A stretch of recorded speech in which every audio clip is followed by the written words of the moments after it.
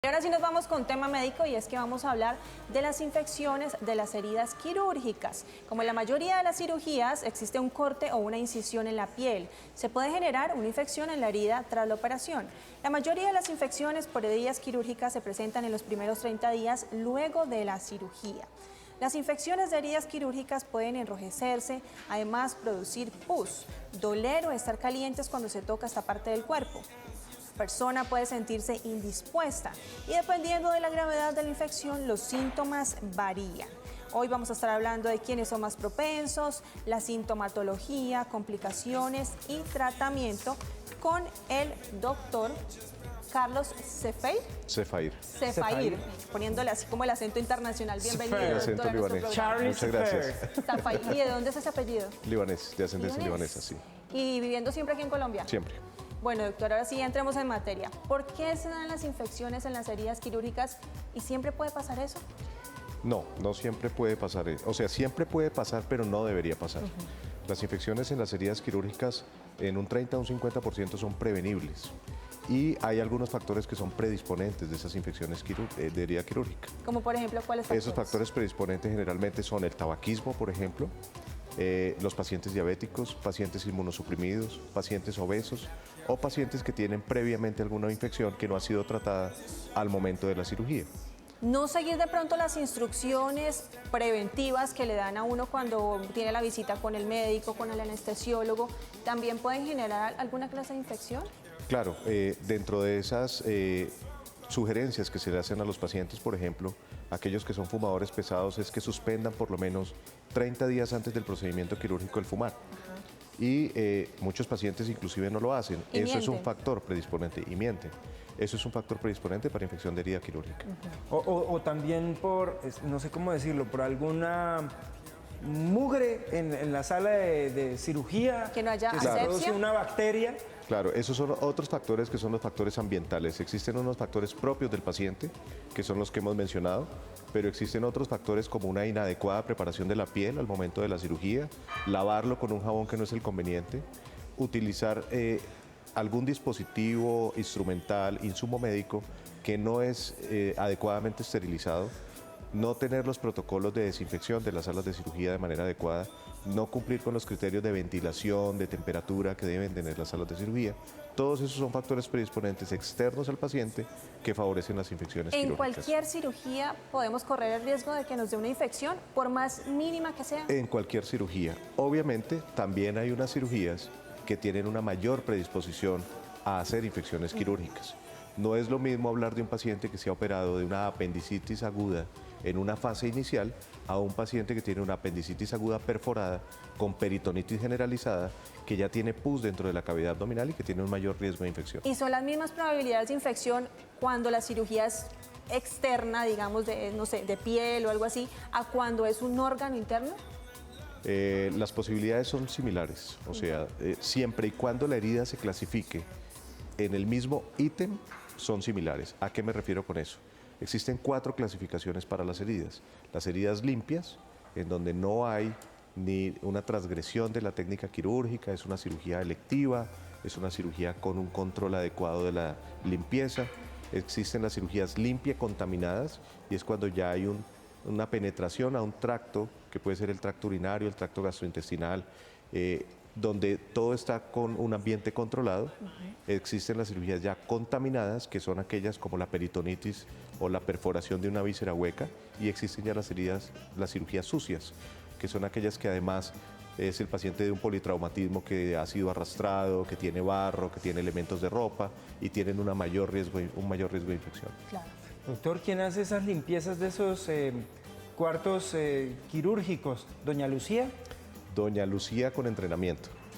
Ella es una persona que debe tener un conocimiento porque son sustancias que tienen unas diluciones conocidas, que tienen unas aplicaciones precisas, que hay superficies que se deben lavar o limpiar con una sustancia diferente a otras.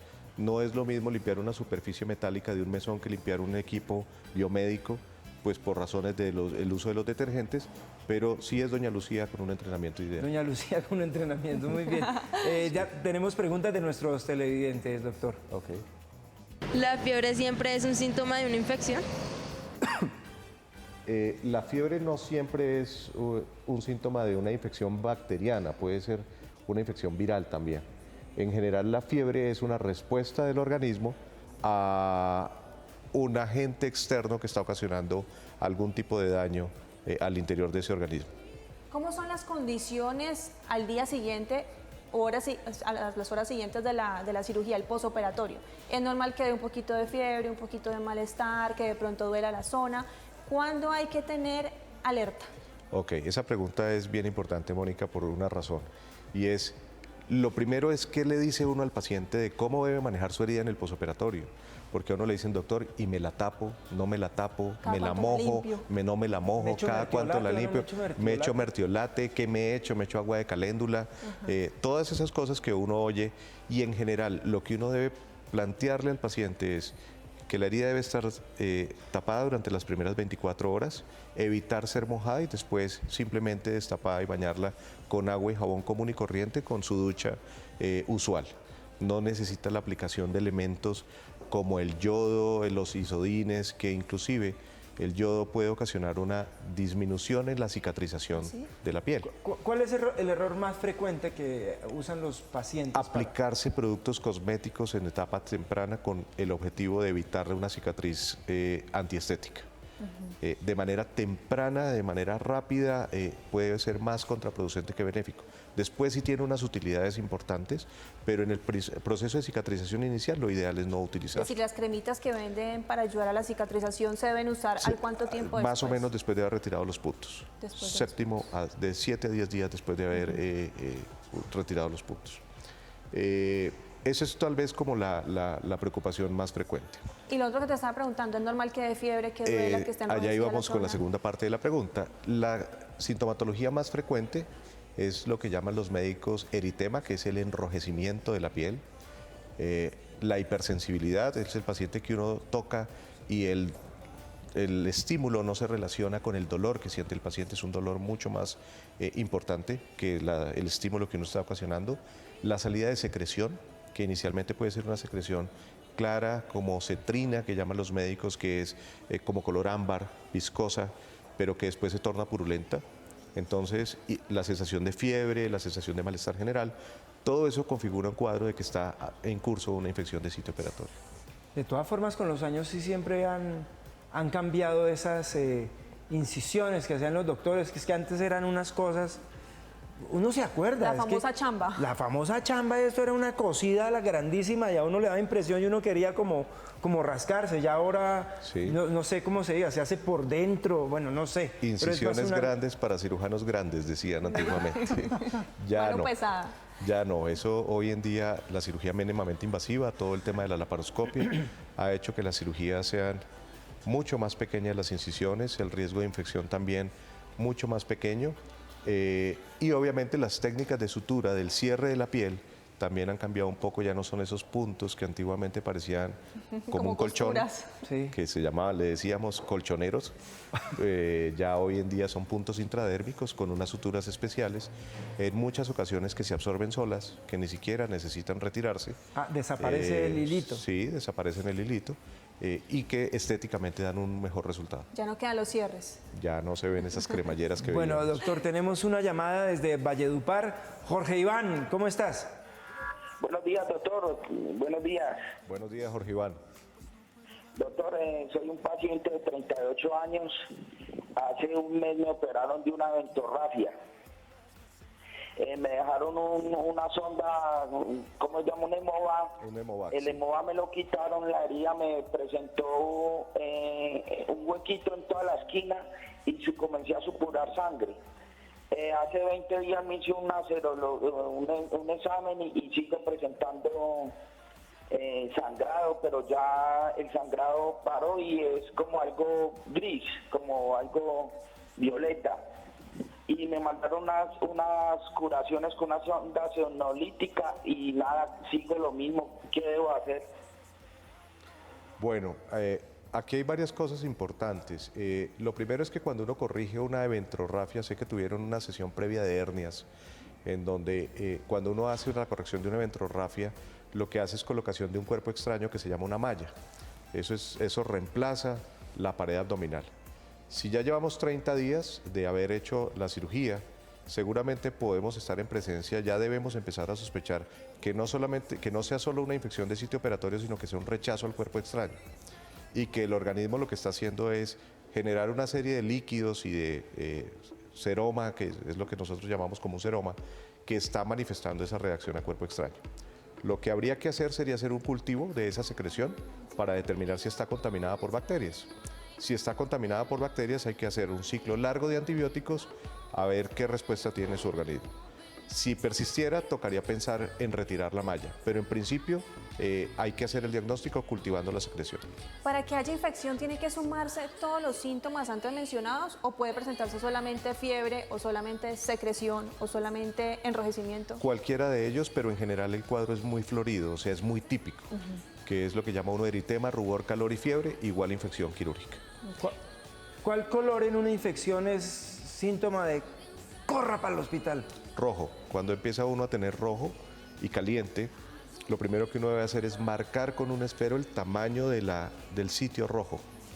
Si uno ve que ese tamaño crece en las siguientes 24 horas, está en presencia de una infección activa y hay que correr para el hospital. ¿Qué pasa si no se atiende a tiempo una infección? ¿Se puede perder el pedazo, el órgano, Claro, la piel podemos o llegar llegar, a la muerte? claro, podemos llegar a situaciones extremas. En general, los gérmenes que participan dentro de estas infecciones son gérmenes que son manejables con antibióticos tradicionales.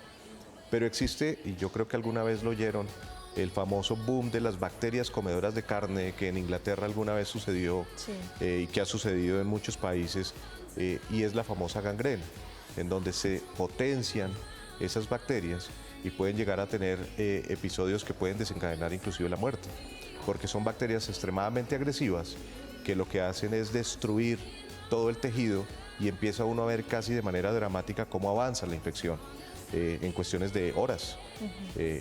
Puede terminar el paciente perdiendo gran cantidad de su pared abdominal, perdiendo gran cantidad de sus genitales, y la cirugía es en la región genital, que es lo que se llama la gangrena de Fournier.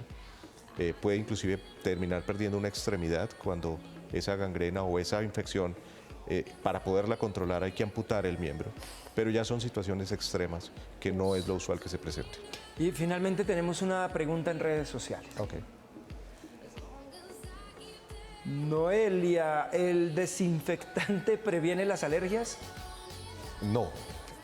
La respuesta es no. El desinfectante no previene las alergias. Algunos desinfectantes... Lo mismo para las infecciones. O sea, O alergias. sea, digamos que desinfectante- antes de la cirugía se aplique mucho desinfectante, ¿previene una infección? No está claramente demostrado en la literatura. Existe algunos protocolos en donde bañar al paciente la noche anterior con una sustancia que se llama gluconato de clorhexidina. Hay algunos reportes que muestran que sí disminuye el riesgo de infección del sitio operatorio. ¿Por qué en algunas cirugías estéticas, como por ejemplo la lipoescultura, liposucción, se presentan tantos casos de infecciones? Aquí la respuesta es multifactorial. Uno, porque en muchas ocasiones, como ustedes lo han visto en documentos de prensa, se hacen en sitios que no tienen las asepsias y la antisepsia adecuada, ni el entrenamiento adecuado. Dos, O sea, es Doña Lucía sin entrenamiento. Doña en el Lucía sin taller, en la entrenamiento. peluquería, en el garaje. Exacto. Entonces son sitios que no son los adecuados, en donde no hay un adecuado control de infecciones y favorece que estas infecciones se presenten. Pero cuando pasa en una clínica bajo todas las condiciones necesarias. Claro, recordemos que uno puede prevenir el 30 al 50%, no el 100%. O sea, hay algunas condiciones propias del paciente que pueden facilitar el riesgo de las infecciones. Si el paciente es obeso, por ejemplo, y tiene una cirugía estética, o si va a hacerse una cirugía bariátrica para disminución de peso, pues ya tiene un factor que predispone al riesgo de infecciones. Si el paciente es fumador, pues tiene un riesgo. Si el paciente es diabético, pues tiene sus riesgos. Doctor, dos últimas preguntas. Primero, ¿dónde lo podemos encontrar? En Mederi, la consulta la pueden hacer a través de consultamederi@mederi.com.co. Y se puede hacer de manera particular también. Se puede hacer también de manera particular. Podemos hacerla al correo electrónico carlos.cefair@mederi.com.co. Pues ahí podemos obtener las respuestas a nuestras inquietudes. Perfecto. Y la siguiente pregunta. ¿Hay buena comida libanesa en Bogotá? Hay buena comida libanesa en Bogotá. Muy bien. No solamente en la costa, en Bogotá también. Ahorita me da el dato, doctor. Claro que sí. Muchísimas gracias. Con mucho gusto. Muchas gracias. Bueno, pues.